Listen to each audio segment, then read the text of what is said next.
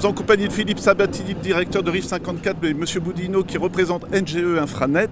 Alors, Monsieur Sabatini, on va commencer avec vous. Qu'est-ce qui se passe aujourd'hui à Haucourt Saint-Charles? Alors, on est sur une opération de micro-tranchage. Donc, on va poser de la fibre là sur la partie descendante entre Haucourt et Herserange. On est sur une zone qui est très accidentogène. On avait déjà de la fibre sur le secteur. Mais dans le cadre du projet de rénovation du réseau d'Evicom, on a considéré que sur certaines zones, il valait mieux effectivement qu'on fasse de l'enfouissement. Donc là, on va enfouir toute la partie montée de Saint-Charles, Herserange, montée de Saint-Charles. Et donc là, on est sur l'opération d'enfouissement et de construction du futur réseau FTTH d'Evicom 2000.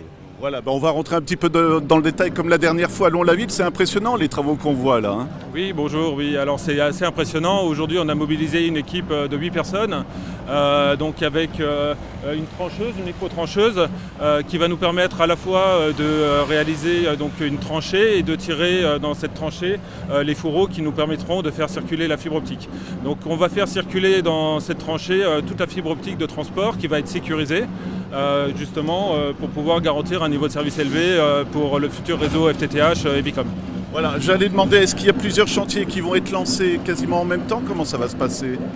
Les chantiers sont lancés sur l'ensemble des communes, effectivement, du syndicat. Donc sur cette commune, on aura ce type de travaux.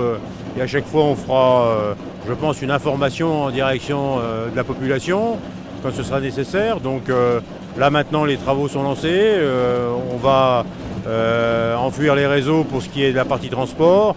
Sur la partie distribution, on aura des travaux et en souterrain et en aérien. Et puis on va poser partout les SRO nécessaires à l'accueil des fibres optiques qui vont permettre la distribution sur l'ensemble de nos communes. Voilà, moi ce que je vois à chaque fois, c'est impressionnant, l'évolution des technologies, ça va très rapidement finalement quand même, non? Oui, c'est assez rapide. On a la chance de pouvoir avoir des outils qui nous permettent de faire des travaux rapides et en sécurité. Là, on va partir en effet sur l'ensemble de la descente de Saint-Charles jusqu'à Herserange. On pense avoir 1 semaine à 2 semaines de travaux, ce qui aurait pris beaucoup plus de temps si on avait utilisé des moyens traditionnels.